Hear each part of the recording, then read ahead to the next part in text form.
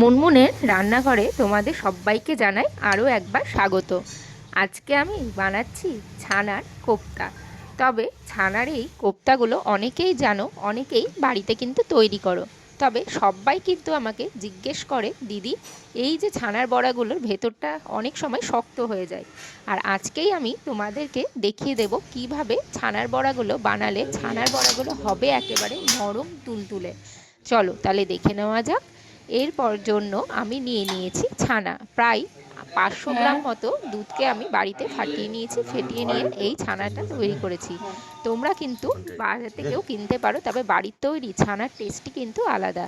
তার মধ্যে নিয়েছি 2 চামচ চালের গুঁড়ো আর 2 চামচ মতো নিয়েছি আমি আটা। তবে খুব বেশি আটাও দিয়ে দেবে না, খুব বেশি কিন্তু মানে চালের গুঁড়োও কিন্তু দেবে না, তবে কিন্তু ভেতরটা শক্ত হয়ে যাবে।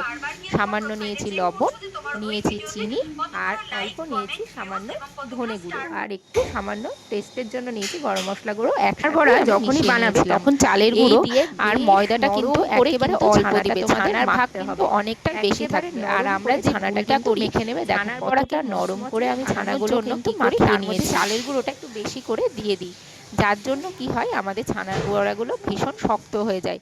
তাই সবসময় চেষ্টা করবে অল্প একটুখানি চালের গুঁড়ো দেবে, অল্প শুধু বাইন্ডিংয়ের জন্য ময়দা বা আটা তোমরা অ্যাড করতে পারো।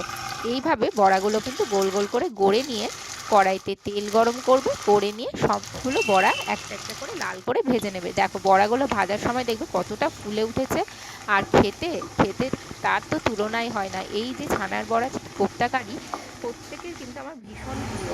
দেখো ছানার বড়াগুলো কতটা ছোট ছিল, আর দেখো ভাজার পর কতটা ফুলে উঠেছে না।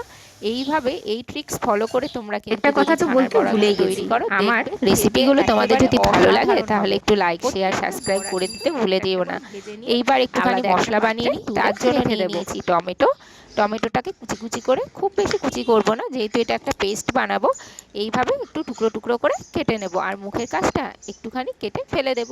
এইভাবে টমেটোগুলো কেটে নিয়েছি। আর নিয়েছি 1 টুকরো মতো আদা। খুব বেশি মশলা কিন্তু ছানার বড়া যে কোপ্তা কারি সেটাতে আমি অ্যাড করব না। আর কিছুটা ভাজা মশলা গুঁড়োর একটা পেস্ট আমি বানিয়ে নেব। এই যে আদা নিয়েছি 1 টুকরো মতো, এই আদার টুকরোটা আর এই যে টমেটোটা আমি কেটে রেখেছি, এটার একটা সুন্দর পেস্ট কিন্তু মশলা তাহলে বানিয়ে নিই। দেখো পেস্ট আমার রেডি হয়ে গেছে। টমেটো পেস্ট আদা দিয়ে আমি 2 চামচ মতো টমেটো পেস্ট নিয়ে নিয়েছি।